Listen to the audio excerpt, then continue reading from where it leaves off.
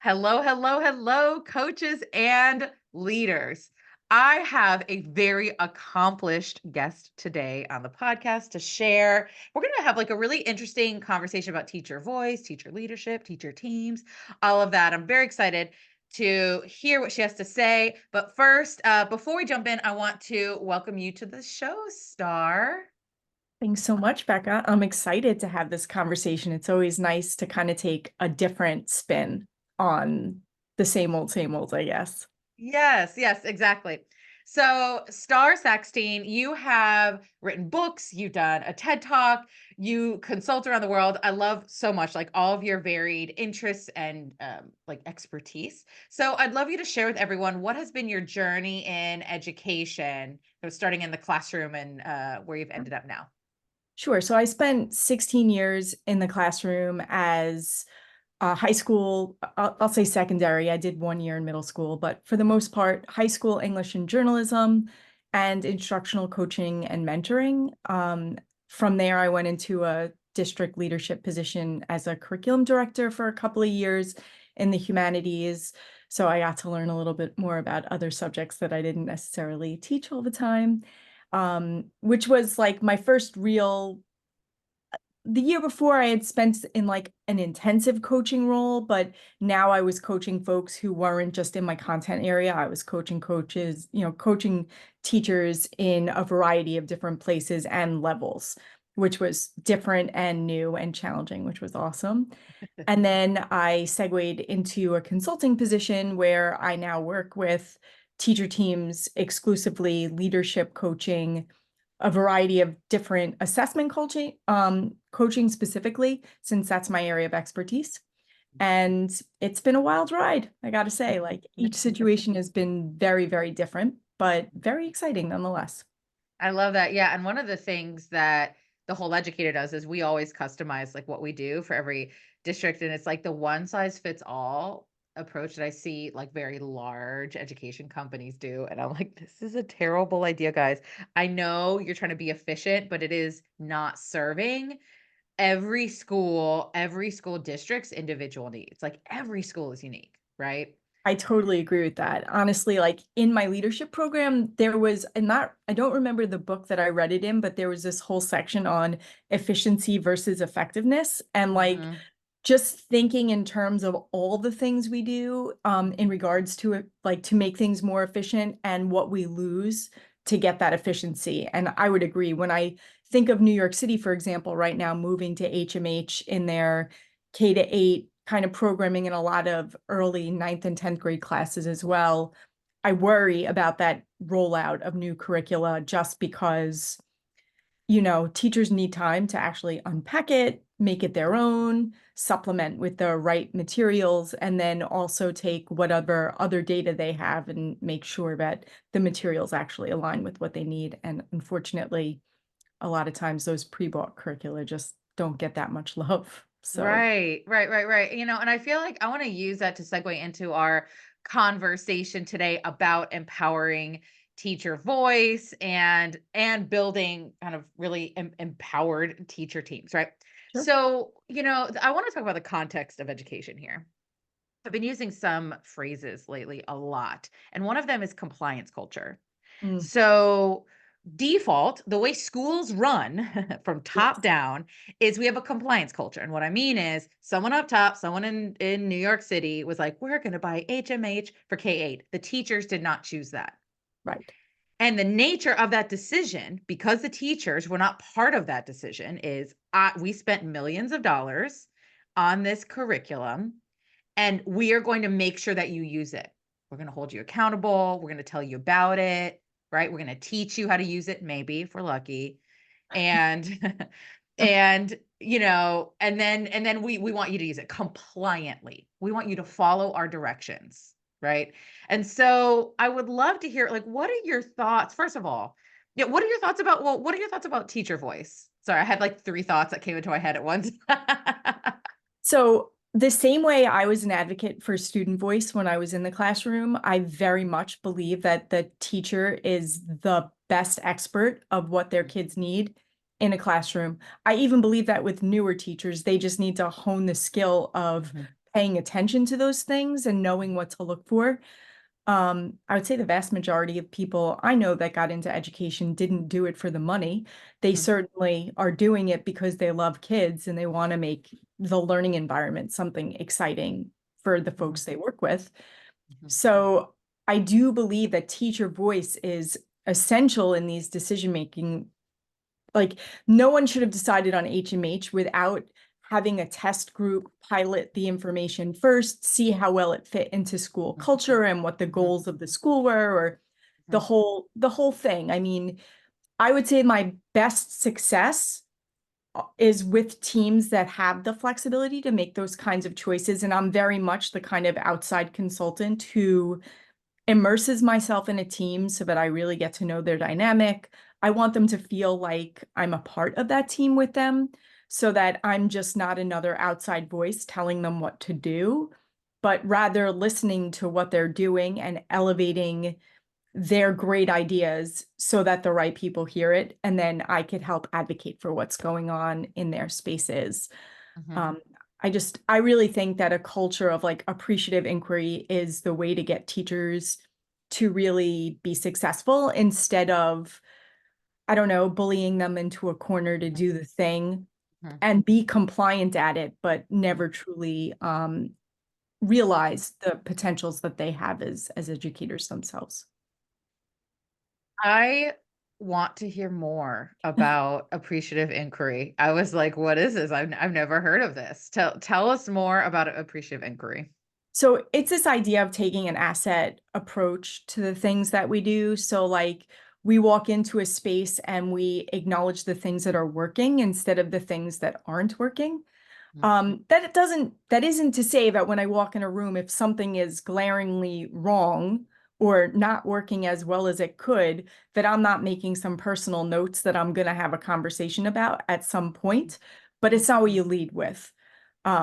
When you're building a relationship with folks as a coach, the last thing you want to do is start ripping them apart the first time you're building that relationship. If anything, they kind of have to see that you're able to see what they're strong at and help them play to those strengths. So that's really what appreciative inquiry is all about. It's like doing learning walks with a team with a protocol that forces folks to look for what's working, mhm, talk to mhm, kids, find out how well kids understand what's happening in the space. If there's dynamic project ideas going on in the space and kids are empowered to kind of make those choices, we want to acknowledge and highlight that when we're having a conversation about what's working. And we really want to bring a debrief together afterwards where the folks in the room who saw each other have the opportunity to share what they want to steal. Like, mhm, how can we like build out all the things that are already functioning well to mhm, help kids get to where they need to go and to also build a culture of transfer where we really are learners and what happens in my math class and my English class are aligned in some way where kids can identify what that looks like in a mhm, meaningful way. And you get more by identifying that you notice things are good mhm, than somebody you barely know sitting down with them and telling all the things you have to fix. mhm, Um, I'm not, again, we all have things to fix. I just think that there's a tactful way to do that. And it's not around a table where your entire department is sitting with you. mhm, Um, mhm. like I Yeah. think that's the rookie error is. Yeah. Yeah. And it's you're talking about strengths based Mhm. context versus a deficit based, right? Yep, And I want to highlight something that's kind of I can tell it's a foundational piece of your mindset, which is it's important what questions we ask. That it's important what questions we ask ourselves, and also important what questions we ask out loud. But I actually want to it's really important, and it often goes unnoticed, like unaware. The questions we ask ourselves, sure. because we're looking for the answers to those questions, right? So if we go into a teacher team, right? So we're my coaches and leaders listening, right? So we're going into a teacher team, and we're asking ourselves, how can I fix what's wrong? We're going to look for what's What's wrong? wrong, right? And Mhm. we're going to talk about what's wrong and how to fix it. If we are looking for what's right, we're going to look for that and talk about it. And I want to even kind of broaden out again when we were talking about a compliance culture earlier. One of the questions I coaches don't say it like this, but it comes out in my surveys. It comes out. It's underneath everything. I think an unaware question sometimes coaches ask themselves is, how can I make my teachers do this thing? Mm, They don't say it. mm. It's not said, but it's like, what protocol, what trick, what tip, what strategy can I have to make them do it? Right? And it's deficit based. Mm. And we're looking for the answer to that, right? Sure. And a totally different question could be, how can I empower them to, I don't know, improve? How can I empower them To make to, better instructional choices. yeah, I to don't make know. better instructional choices and love it? Yeah, Right? sure. Empowerment is like full choice, and, empowerment's never making someone do something. So anyway, you were talking and I was like, man, this is really great. So appreciative inquiry, I love this. Mhm. What are other ways that you empower teacher voice when you're working with teacher teams? Well, I always ask teachers to set their own goals and ask really targeted questions that they want feedback on. Mhm, So part of like if we're preparing to do a round of learning walks together, whether it's an administrative where it's me, the folks that are in the building and higher leadership going into classes, or it's interdisciplinary learning walks with the teachers going into the spaces. I always think it's a good idea for the teacher to be the one to tell us what we should be looking for. Like, what do you yes. want feedback on? Mhm, When I walk into a room, there's a million different things I can notice. mhm, What is it that's going to be most helpful to your practice right now? mhm, And, what are you going to be doing in class when we walk in there so that there's no surprises? I don't have to figure that out. mhm, And how can we be most supportive of whatever that is? mhm, So I try to help the leaders that I work with too when we do these instructional rounds. Like, you kind of have to fight the urge to impose your will upon other people when you're in these mhm. spaces, Yep. Yes, especially, yes, yes. Well, you I know, need you to say that again. Say it again for the people in the back. you can't impose your own will on Yeah. folks when you walk in the spaces. So Mhm, it's a hard mindset for some folks to switch mhm. because Yeah. as an instructional leader who lives in a building, you do have obligations, and I don't want to diminish that challenge, but at the Mhm, same time, you hired me to come into your school and to help your folks move in a direction that's going to help the student learning culture that's happening. And that starts by respecting the professionalism of the folks you have in there, and not treating them like the kids you're trying to fix, but mhm, treat them like the professionals they are, mhm, mhm, valued and respected, mhm, and know that every space can't look the same. I mean, I'm all for equity across classrooms, and I do think curriculum should be aligned and there should be some kind of pacing, but the lockstep version of how that looks is completely wrong, in my opinion. That doesn't work for anyone. It doesn't work for kids. It doesn't work for teachers. It works for the person who's walking into classrooms who could pick up a binder and say, oh, they're supposed to be here. They're here. Check, walking out now. mhm. Um, I don't know. That black and white kind of approach to understanding learning to me, I think, is really conducive to a non-growth mindset in a learning Yeah, space. for sure. For sure. I love that you named that too. And I feel like you named, this is an interesting theme I'm picking up just around the questions we ask ourselves. And I feel like you said something that I could like, just drop a little seed to the listeners. Another question we can be asking ourselves as coaches is, how can I leave them feeling respected and honored as a professional? Hell yes. Right? And it's Yes. never by telling them what to do and holding them accountable to doing it. Yeah. I mean, I'm sure Right. they got plenty of that Mhm, without the paid consultant who comes in to do work with mhm, them. Like, mhm, my goal is always like, I want my teams to love when I'm there. I mhm, don't want to be the more PD kind of situation. I mhm, want to be mhm, the hell yes, stars coming again. We can't mhm, wait to do the work that we started last time and follow up on it. Like, that's mhm, really what I shoot for. I want to feel like a member of the team and not just someone mhm. extra. Yeah, I love that. And there was one more thing I wanted to touch on that you had spoken about letting teachers choose the things that they want to work on. And you know, there's a thing that I think actually needs to happen before we do that.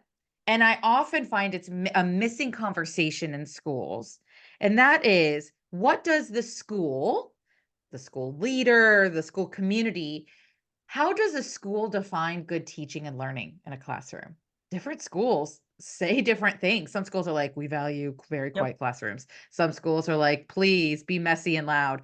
And it's not even about noise level. Like some school, there's such a wide variety of what we say is good teaching. And assuming that me as a school leader is thinking that what good teaching is the same as all my teachers is a very, very uh ineffective way to lead a school, right? And so and I think sometimes I think I've heard coaches say, I tried to let my teachers choose their goals. Like essentially they didn't choose like very helpful goals or goals that the coach thought. We can absolutely guide folks in what to focus on. Sure. And so having that conversation, what do we as a school community say is good teaching, can really help empower people to choose helpful goals. I will say in New York City public schools, where I still work with a lot of teacher teams, they're really good about using their school's impact plan Mhm, as the basis of what we're doing. And most of those schools have their CEP goals very much aligned with expectations of what's happening in the spaces.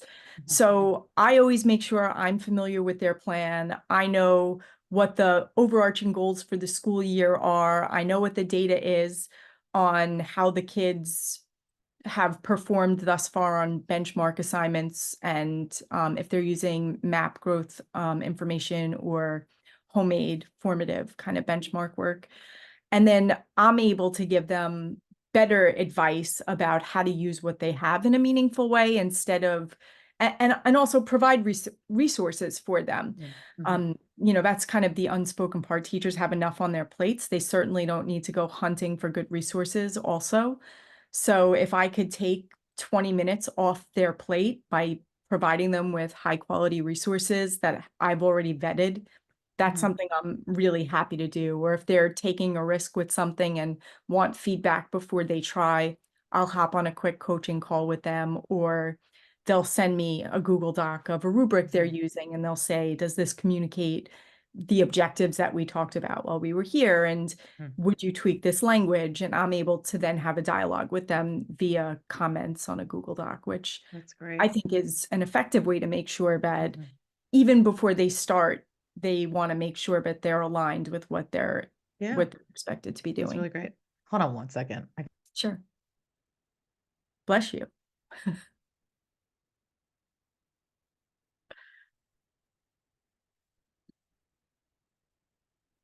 I have something in my throat and it is like in there, lodged.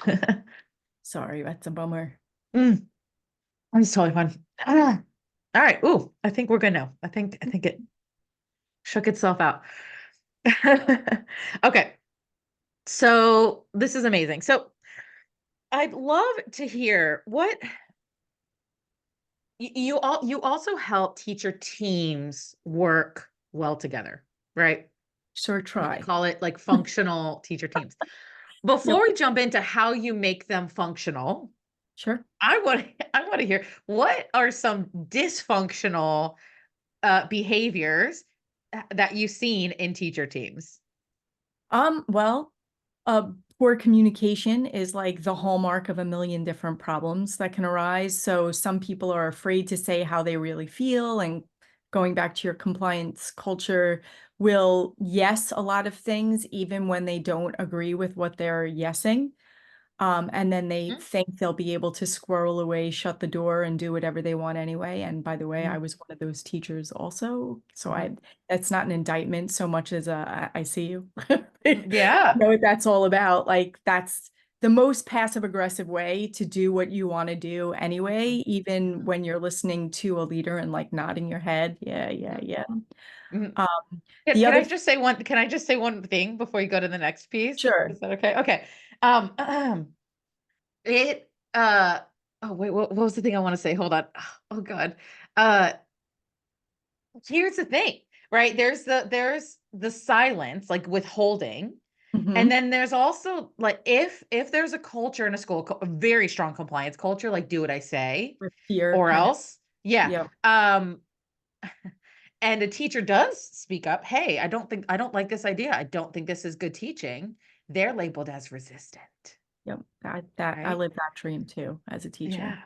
Yeah. Yeah. So it's right. And I was considered a resistant teacher too. That's why I love resistance. But it's Disruptor was a the word. disruptor. And it's, and Disruptor. it's we can call it different things, but it's, to name if someone is silent, they're withholding information, that's a dysfunction. And if there's a culture of compliance and they speak out, they're labeled.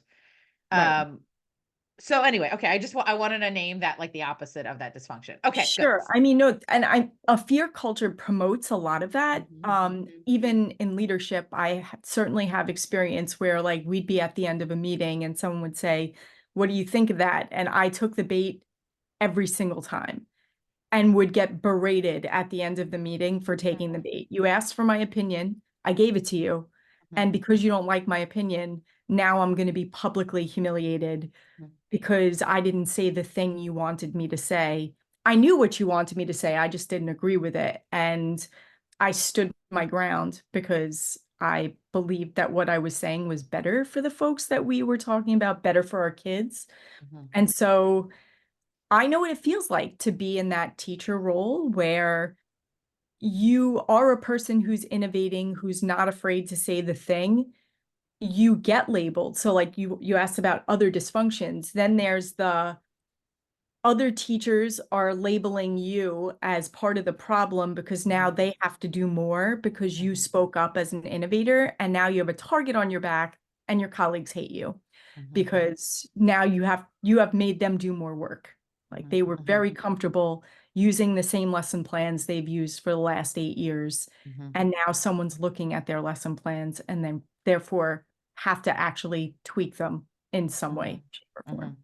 Yeah, those are, yeah, two dysfunctions of a team. And they very much speak to culture. Like Hmm. you can't divorce these behaviors from culture. Culture gives these dysfunctions, 100%. really. Okay, so now I want to hear, how can coaches and leaders support building functional teacher teams?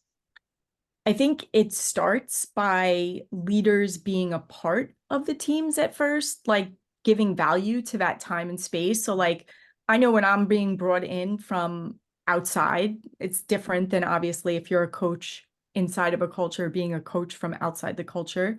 Like, I really require at least one leader is in the room with me the whole time because I think teachers see that if you think this is valuable enough for you Mhm, to clear your schedule and be in this space and do the work with us. mhm, So you know what we're hearing, what the expectations are, and what it looks like. mhm, And you're truly in the room as a learner, not as somebody on their email while the rest of us is sitting here doing the work. mhm, I think it really does send a very strong message about the fact that you value this work that you've brought somebody into and that you want them to be successful and you want to understand it. And this isn't just the next new shiny thing that someone else talked about. And we brought you in because the school down the block brought you in and good things are happening there. But I didn't really take the time to find out what those good things were. But I'm gonna trust my principal friend from down the block.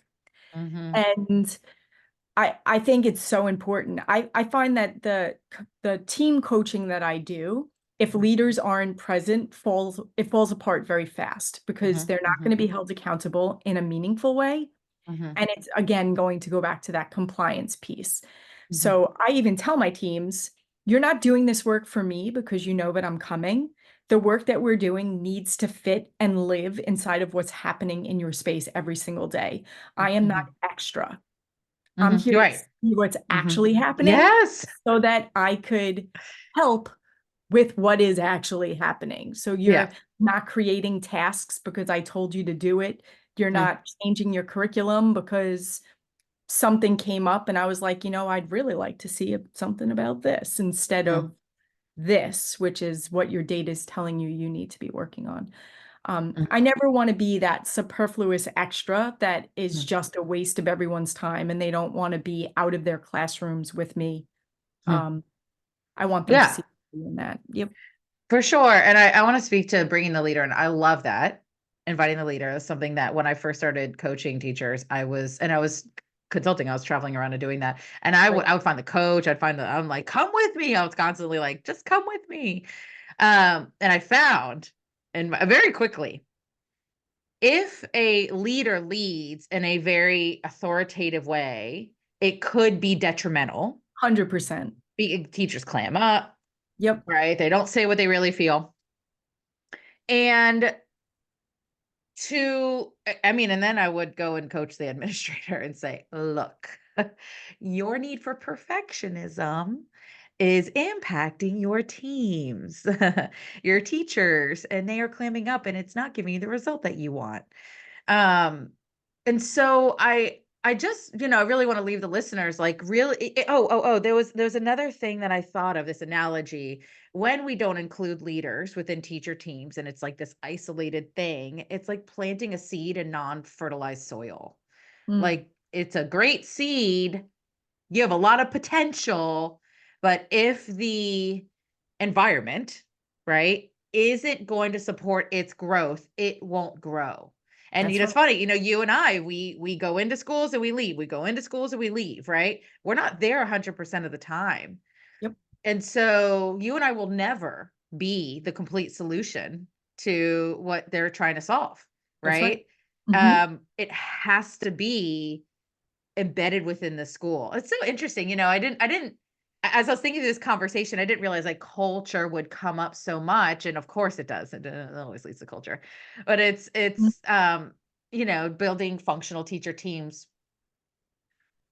What I find relates to so culture. scary, though, is Mhm, a lot of times principals are not as aware as they should be mhm, of mhm, what is so broken about mhm, their culture. And they are blissfully unaware of mhm, the fact of their role mhm, in what that's doing to mhm, people.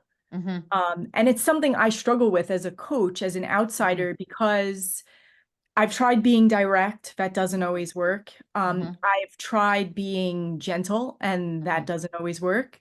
mhm, Um, I also have made decisions to not work with teams anymore mhm. because Yeah. our values don't align. And Mhm, if I'm going to be forced to sit in a room listening to you berate your teachers after I mhm, insisted at the beginning of the day that this was about appreciative inquiry and that we were focusing on positive things, since it was the first time other teachers were walking into people's classrooms, it was kind of like a, how dare you do that after I tried to create a safe environment where people mhm, invited us into their spaces mhm, and mhm, we didn't make a schedule. It was people volunteering to say, hey, I want you to mm, come see this. And then you went ahead and found that one thing, that one kid with a head down in the back of the room and felt a burning desire to share that in front of this entire group. Like, I am mortified for that teacher when that mm, happens. mhm. Yeah. Um, I've been known on more than one occasion to take a teacher out of the room while that is happening and share that I do not agree with the assessment of what's going on. I won't do it in front of a room or in front of the leader, Mm, because I still want to like respect their authority in the space. mhm, But it's uncomfortable when I don't agree with what the leader is doing, mhm, and I don't feel safe enough to be honest about that in the room while mm, it's happening. And I've certainly been in situations where what I've said directly contradicts what the principal is saying right now. mhm, And they're looking at me and they're looking at her, and I'm like, mhm. like, I mean, Yeah. what do you say at that point? It's just Yeah. like, I might not be the right coach for your school, is Mhm, what mhm, ends up happening with that mhm. scenario. Like, Yeah. Yeah. No, right. It can be tough, and though just acknowledging like the vulnerability of inviting people into your classroom and yeah.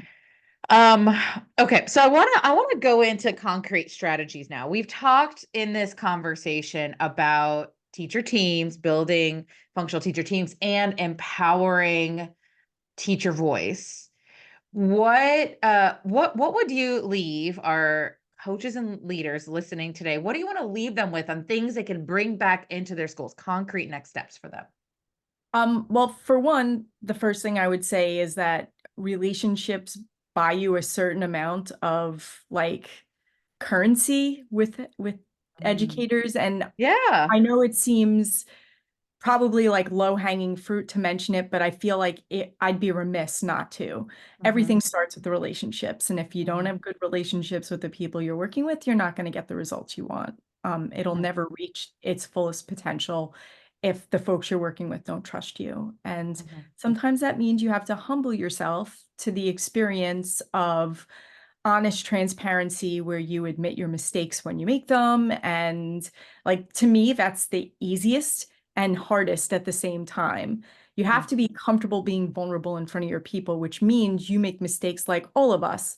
And instead of blaming other people when you make those mistakes, own them quickly, Hmm. try to repair harm quickly, and just try not to make the same mistake over and over again. So like Hmm. that's my first really useful relationship building tip that I'm sure you all know already, but it's, you have to say it, right?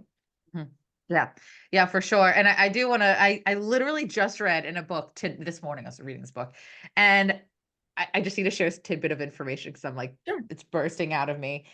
I have through when I got my master's in organizational leadership and learning, and all this like academic research. I was always taught and read there's two types of power: positional power and personal power. Yep. Right? Positional power is your role. Personal power is the kind of influence you have on other people Right. and who you are. Um, there's a third type of power, Relational. relational power. Hmm. Relational power. It's not what you know, but who you know. And I was like, "What?" And it makes total sense that it's because I've used social capital as a term that when I'm working with leadership teams, right? Like let's look at which teachers would be, highest kind of bang for your buck to work with when you're trying to 100%. influence culture. And Yep. you spoke to that. Anyway, I just needed to share with everyone three types of power: relational Well, I power. mean, I think in that regard, I think that when you could connect with people really quickly, Mhm. it brings down everyone's like guard very, very Mhm. fast. And like I'm reminded of when I first started in my leadership role. It was my first job as officially as a leader. I had replaced somebody who had been in the district for a long time. The district had a long history of like leader turnover relatively quickly. So now I'm the crazy tattooed, purple haired person coming in who's much younger than than a lot of the teaching staff. And she's got crazy ideas about assessment. What is she going to make us do when we get here? And that whole first year, I made sure I cleared it with my superintendent, but like I had no intention of trying to make any kind of major changes in that first year. I wanted to understand the lay of the land. Who were those teachers that Mhm. other teachers were looking to? And I wanted to win some folks.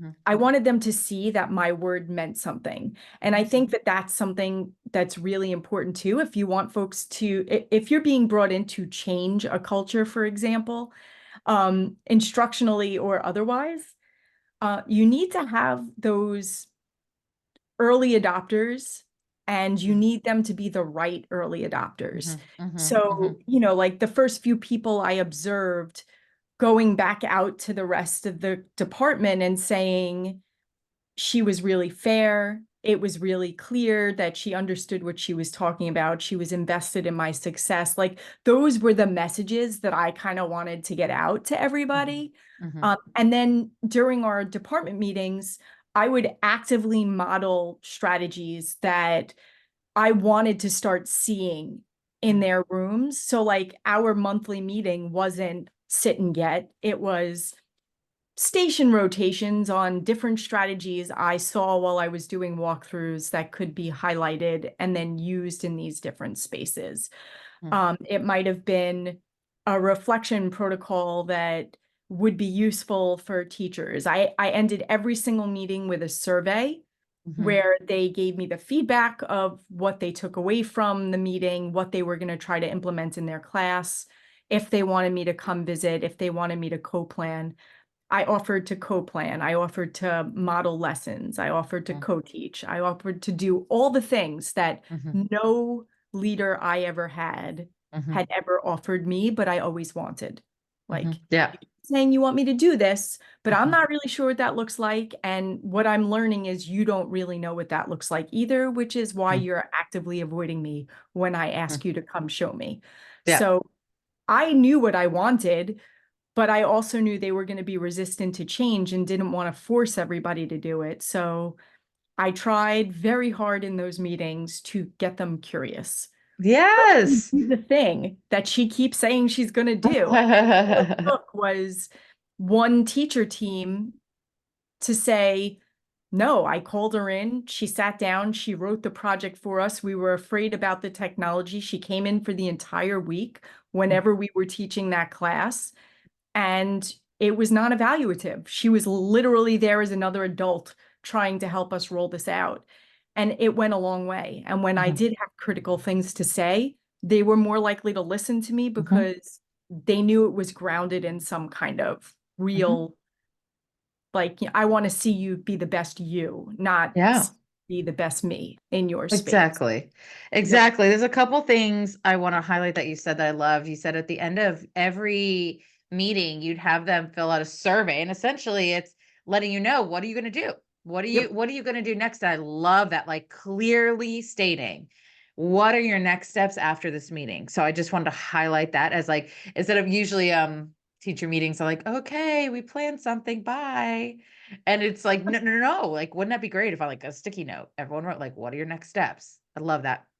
And then the other thing is you said something that I was like, what a great framing for causing change. You said, I want to get them curious.